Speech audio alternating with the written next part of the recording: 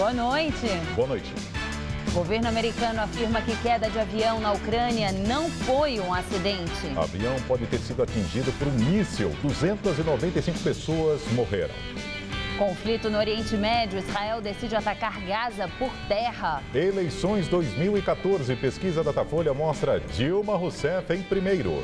Já na corrida pelo governo do estado de São Paulo, Geraldo Alckmin seria reeleito no primeiro turno. CBF anuncia ex-goleiro Gilmar Rinaldo como novo coordenador de seleções. O nome do novo técnico só sairá semana que vem.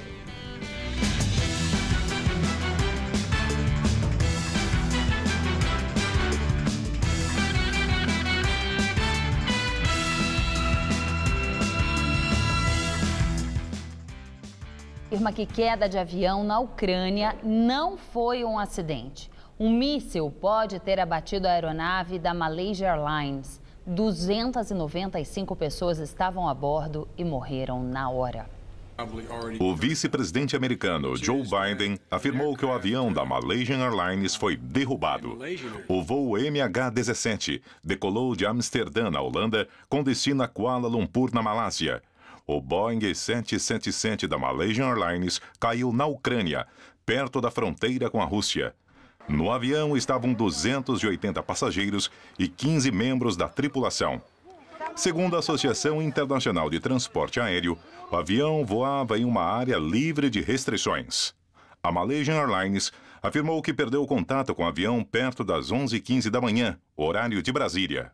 O último local de contato fica a cerca de 50 quilômetros da fronteira entre a Ucrânia e a Rússia.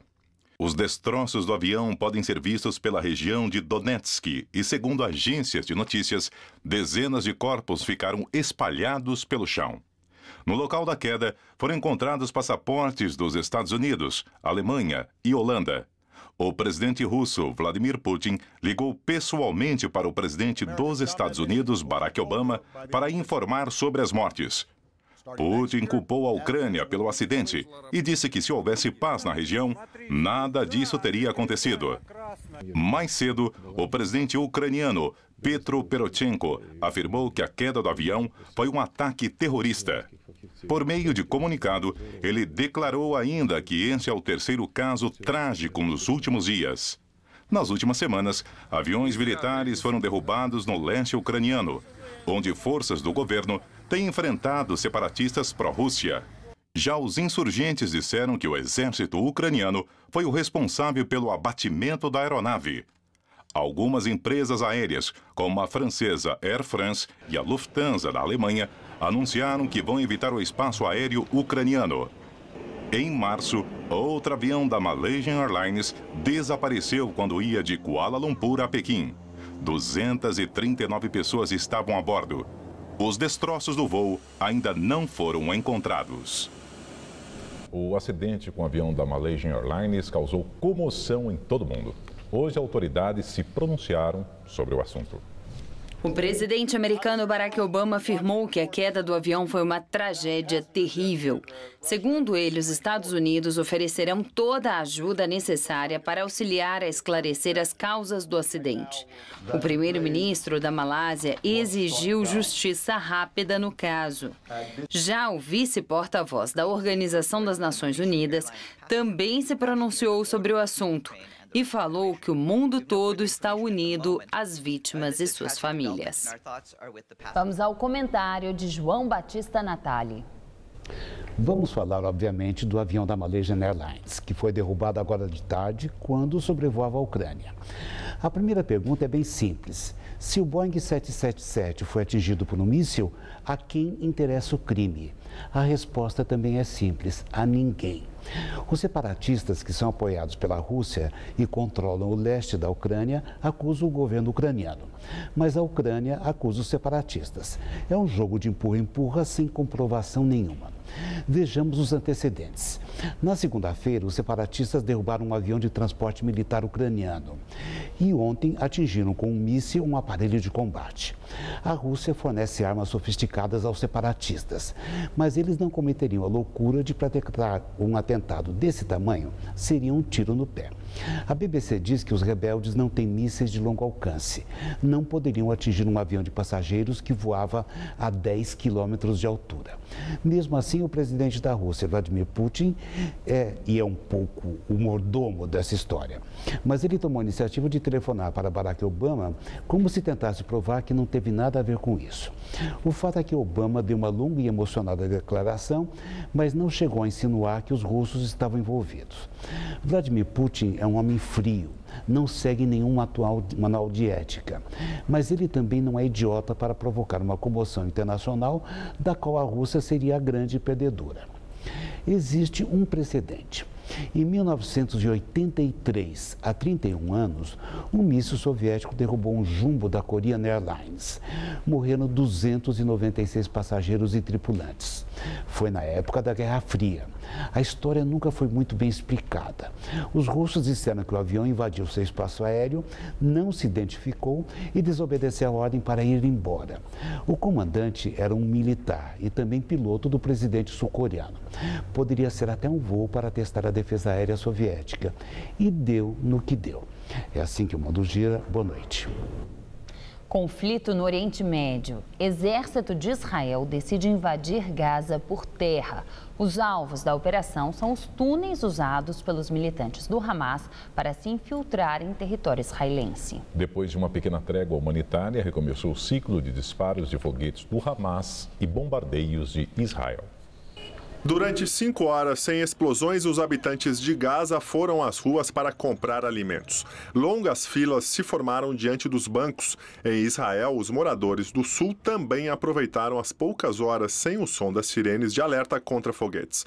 Mas assim que terminou o prazo de trégua, foguetes do Hamas foram disparados a partir da faixa de Gaza. O sistema de defesa Domo de Ferro entrou em ação para interceptar e os ataques aéreos israelenses em Gaza recomeçaram em seguida. O exército de Israel divulgou um vídeo mostrando o que seriam atiradores do Hamas entrando num túnel da fronteira em direção a Israel e o ataque aéreo que teria matado pelo menos um deles. A seguir, eleições 2014, Datafolha divulga pesquisas sobre as corridas ao governo do estado, ao Senado e à presidência. São Paulo terá em breve um novo parque. Chácara do Jockey poderá ser aberta à população até o final do ano. Falta de registro em carteira de empregados domésticos renderá multa aos patrões a partir de agosto. Os registros dos empregados domésticos devem ser regularizados até 7 de agosto. A partir dessa data, patrões que estiverem em situação irregular passarão a ser multados em valores a partir de R$ 805. O valor pode ser maior se a situação for considerada mais grave, seja por tempo de serviço do empregado ou idade, por exemplo. A determinação consta em uma lei publicada em abril deste ano, que previa 120 dias para os patrões regularizarem as carteiras de trabalho de seus funcionários. Eleições 2014. O Datafolha divulgou agora há pouco os resultados da pesquisa da corrida presidencial. Dilma Rousseff, candidata à reeleição, aparece em primeiro. Candidata à reeleição, Dilma Rousseff do PT aparece com 36%. Aécio Neves do PSDB vem em segundo com 20%. Eduardo Campos do PSB é o terceiro colocado com 8% das intenções de voto. Pastor Everaldo do PSC tem 3%. Eduardo Jorge, do PV, Luciana Genro, do PSOL, Rui Pimenta, do PCO e Eimael, do PSDC, tiveram 1% cada. O Datafolha também fez simulações de segundo turno. No embate Dilma versus Aécio, a presidente aparece com 44%, o Tucano com 40%. Já num segundo cenário, entre Dilma e Eduardo Campos, a presidente venceria com 45%. Campos teria 38%. O Datafolha ouviu 5.377 eleitores em 223 municípios entre terça e ontem. A margem de erro é de 2 pontos percentuais, para mais ou para menos. A pesquisa está registrada no Tribunal Superior Eleitoral sob o número BR 00219/2014. O Datafolha também fez um levantamento sobre as eleições para governador de São Paulo. Geraldo Alckmin, do PSDB, venceria no primeiro turno. Esta é a primeira pesquisa Datafolha após o registro das candidaturas. Na pesquisa, Alckmin, que é candidato à reeleição, aparece com 54% das intenções de voto. Paulo Scaff, do PMDB, que é presidente licenciado da Fiesp, vem em segundo, com 16%. O petista Alexandre Padilha está em terceiro, com 4%. Gilberto Natalini, do PV, Laércio Benco, do PHS, Raimundo Sena, do PCO e Wagner Farias, do PCB, aparecem com 1% cada. 13% dos entrevistados disseram que irão votar branco ou nulo. 10% não souberam responder. A margem de erro do levantamento é de 2 pontos percentuais para mais ou para menos. A pesquisa está registrada no Tribunal Regional Eleitoral de São Paulo, sob o número 000010/2014. O Datafolha também fez pesquisa para o Senado de São Paulo. O ex-governador José Serra, do PSDB, lidera com 34% das intenções de voto. Na sequência, vem o petista Eduardo Suplicy, com 29%. Gilberto Kassab, do PSD, tem 7%. Ana Luísa, do PSTU, tem 4%. A pesquisa foi realizada entre terça e quarta-feira. Foram entrevistados 1.978 eleitores em 55 municípios do estado. A margem de erro é de 2 pontos percentuais, para mais ou para menos. Ex-prefeito e atual candidato do PSD ao Senado, Gilberto Kassab, vira réu em ação civil por improbidade administrativa. Kassab é acusado de ter autorizado a contratação sem licitação da empresa que realizou o evento UFC Brasil em 2012 no ginásio do Ibirapuera, ao custo de R$2,5 milhões. Em nota, a assessoria de Kassab afirmou que a prefeitura foi rigorosa no cumprimento dos requisitos legais para contratações públicas. Uma frente fria provocou chuvas fortes e volumosas, com raios e rajadas de vento no sul do país nesta quinta-feira. E esse sistema deve chegar a São Paulo amanhã, mudando o tempo em todo o estado e provocando chuvas. Mas no final de semana, o tempo volta a ficar firme e as temperaturas caem por causa do ar polar, que vem logo atrás dessa frente fria. Vamos à previsão para todo o estado de São Paulo com Mariana Armentano.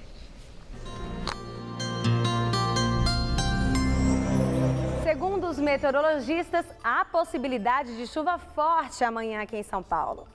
Uma frente fria que se formou no sul do Brasil avança pelo sudeste, deixando a sexta-feira chuvosa em boa parte do estado. No sul e no centro-oeste paulistas, chove desde cedo. Nas outras áreas, o sol aparece fraco de manhã e chove a partir da tarde. Em Presidente Prudente, tempo fechado e máxima de 25 graus. Na região de Bauru, o sol também não aparece. Mínima de 16 e máxima de 24 graus amanhã. No litoral, os termômetros não passam da marca dos 25 graus nesta sexta-feira. Em todo o estado, inclusive aqui na Grande São Paulo, não são esperados grandes temporais. Mas em alguns momentos do dia ocorrem rajadas de vento e a chuva pode vir forte e acompanhada de raios. A temperatura diminui um pouco. Nessa madrugada, mínima de 13 e máxima amanhã de 23 graus. No final de semana, esfria mais, mas não há previsão de chuva. Máxima de apenas 18 graus no sábado e de 22 graus no domingo. Levantamento da Secretaria Municipal de Saúde confirma quase 16 mil casos de dengue em São Paulo neste ano. Segundo o levantamento divulgado hoje, foram 15.969 casos de dengue na capital. E mais de 60% deles foram registrados entre o final de março e o início de maio. Mais 2 mortes pela doença foram confirmadas, totalizando 12 óbitos neste ano. De acordo com a Secretaria Municipal de Saúde, apesar do crescimento de casos confirmados, o número de notificações da doença começou a desacelerar. Por isso, segundo a pasta, seria possível concluir que o pior período da dengue já está superado.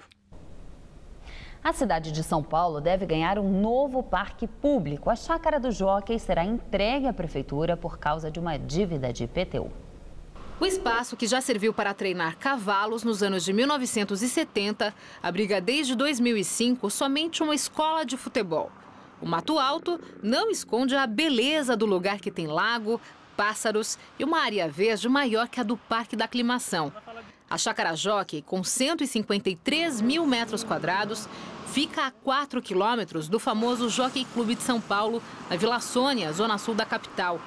Para quitar pelo menos parte da dívida de IPTU, estimada em 133 milhões de reais, a diretoria do Jockey decidiu ceder o terreno para a prefeitura, que, por sua vez, prometeu construir uma área de lazer pública. O objetivo do governo é abrir o futuro parque à população até o final do ano. Segundo o prefeito Fernando Haddad, não serão necessárias grandes obras para adaptar o local e até já há dinheiro em caixa para isso. Mas o trabalho só vai poder começar depois de uma decisão da Justiça. É que o valor exato pelo qual o terreno será passado à prefeitura depende de uma definição feita por peritos judiciais. Há uma divergência sobre quanto valeria o espaço. Para a prefeitura, 64 milhões de reais. Para os técnicos do Jockey, 177 milhões. O valor do terreno será definido no tribunal em até 30 dias.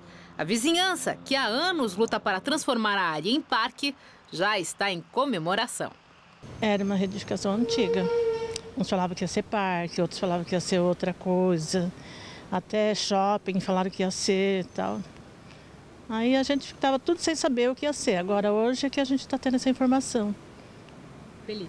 Feliz. E Dona Cida, que vive há 40 anos em frente à Chácara Jockey, já faz planos. A minha vida vai mudar, porque é onde vai ter onde fazer um exercício, né? Passear.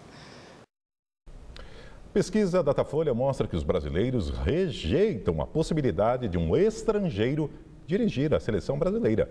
Na pesquisa, Tite aparece como preferido para comandar o time. Tite, que foi técnico do Corinthians e atualmente está desempregado, lidera o ranking com 24% das respostas. Na sequência vem Zico, eterno ídolo do Flamengo, com 19%. Muricy Ramalho, técnico do São Paulo, ficou em terceiro, com 14%. Carlos Alberto Parreira, que fez parte da comissão técnica na Copa deste ano, vem em quarto, com 6%. Empatado com ele, Vanderlei Luxemburgo, também com 6%. Mano Menezes, do Corinthians, vem em seguida com 5%. Cuca, que atualmente dirige um time na China, e Marcelo Oliveira, que foi campeão com o Cruzeiro no ano passado, aparecem com 2%. O Datafolha também perguntou: o técnico da seleção deve ser brasileiro ou estrangeiro? Para 68%, deve ser um brasileiro. 23% disseram que aceitam o estrangeiro. 9% não souberam responder. O Datafolha realizou 5.377 entrevistas em 233 municípios brasileiros. A margem de erro é de 2 pontos percentuais, para mais ou para menos. CBF anuncia novo coordenador de seleções. Ex-goleiro Gilmar Rinaldi, que até pouco tempo atrás era empresário de atletas de futebol, foi nomeado coordenador de seleções. Já o nome do novo treinador, só na semana que vem. O presidente da CBF, José Maria Marinho, anunciou hoje, no Rio de Janeiro, o nome de Gilmar Rinaldi como coordenador de seleções da entidade. Também esteve presente na apresentação o diretor das categorias de base do Brasil, Alexandre Galo, e o futuro presidente da organização máxima do futebol brasileiro, Marco Polo Del Nero. Esta escolha foi feita de pleno acordo e plena harmonia entre o atual e o futuro presidente da CBF. Gilmar Rinaldi tem experiência dentro das 4 linhas. Foi goleiro com passagens por grandes clubes do país e no Japão. Esteve com a seleção no tetracampeonato de 1994 e chegou a exercer função de dirigente no Flamengo.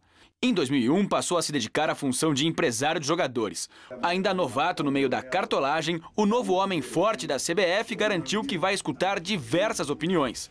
Para formar um plano com uma nova filosofia, eu vou conversar com ex-jogadores, com treinadores. Eu acho que o momento agora é de ouvir muito. A ideia de renovação no futebol brasileiro existe e a inspiração em modelos de sucesso fora do país não é descartada. Nós não vamos precisar copiar ninguém. Agora nós temos que adaptar esses métodos bem-sucedidos que estão no mundo todo, que é de conhecimento de todo mundo, para o nosso estilo e a nossa cultura. O novo técnico da seleção deverá ser anunciado na próxima terça-feira. E a FIFA atualizou na manhã de hoje o ranking de seleções. E, como previsto, o título da Alemanha elevou o time ao topo da lista. A Alemanha aparece em primeiro, seguida pela vice-campeã Argentina. A Holanda ocupa a terceira posição, seguida por Colômbia em quarto, Bélgica em quinto e Uruguai em sexto. Antes, em terceiro, a seleção brasileira despencou para a sétima posição. O oitavo lugar é da campeã de 2010, Espanha, seguida por Suíça em nono e França em 10º lugar. A Alemanha não liderava a lista desde junho de 1994. Pelo segundo dia, protesto do movimento dos trabalhadores sem teto fecha a pista da Marginal Pinheiros. Hoje pela manhã, um grupo que havia acampado no térreo deste prédio, na Zona Oeste, realizou uma assembleia no meio da pista local da Marginal Pinheiros, no sentido da Castelo Branco, por volta do meio-dia. Cerca de 40 pessoas fecharam a via por mais de meia hora. A CET teve de improvisar e o motorista também. Os manifestantes são de uma invasão na região do Portal do Morumbi, onde vivem cerca de 4.000 famílias, segundo o movimento. Os sem-teto querem que o local seja vendido para que o governo erga moradias. De acordo com a CET, manifestações pacíficas em vias públicas, por estarem garantidas pela Constituição, podem acontecer sem que a companhia seja avisada com antecedência. Neste caso, um plano emergencial é colocado em prática para minimizar os impactos no trânsito. Impactos que são justamente uma das características dos protestos realizados pelo MTST. Você acha que os protestos que interditam, tipo a Paulista, essas vias, atrapalham muito o trânsito? Quando são organizados antes, não, né? Agora, quando é feito em cima da hora, assim, atrapalha.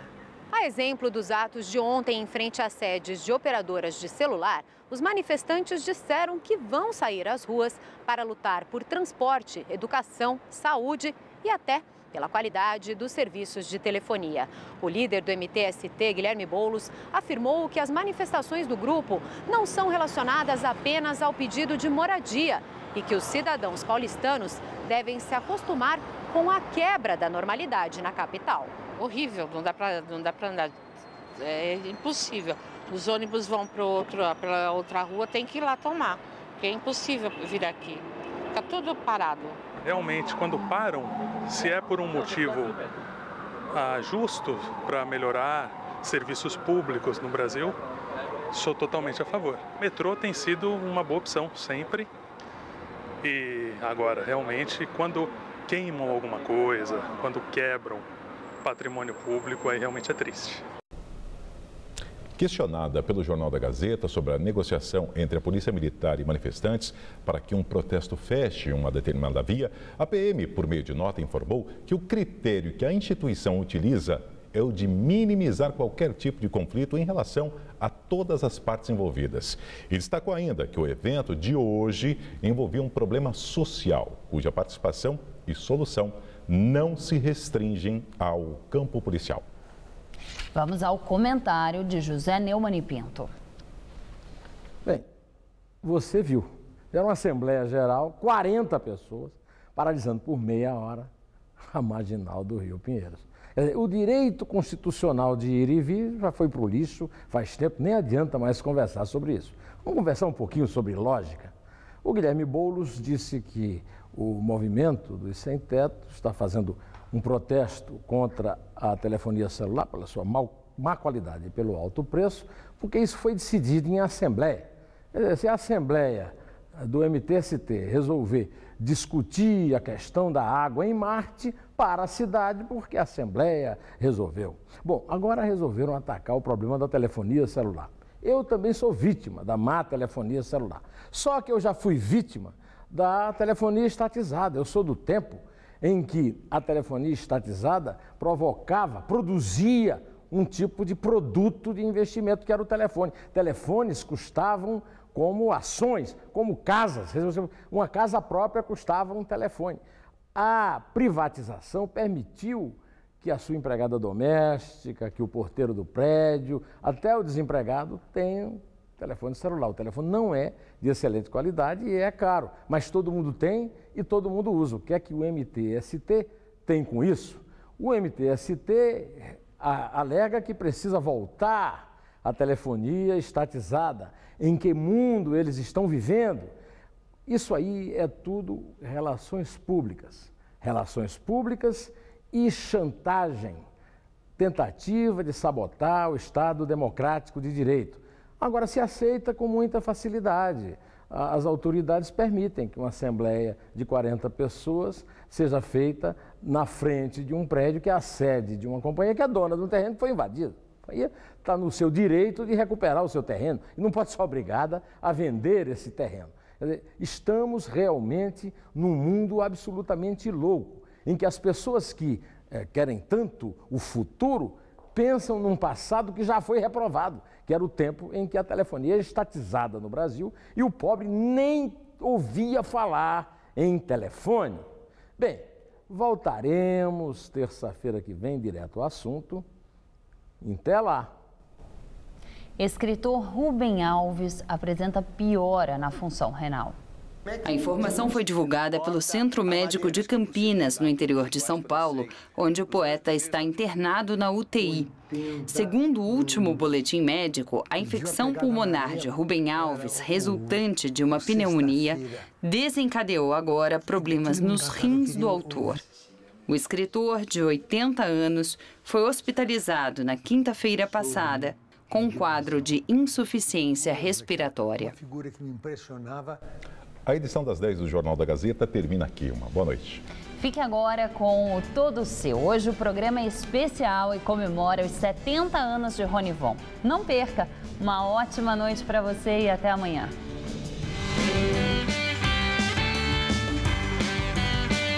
Logo mais 11h30 da noite, conheça uma sessão de cinema para pais e filhos no Hoje Tem. Assista agora Todo Seu.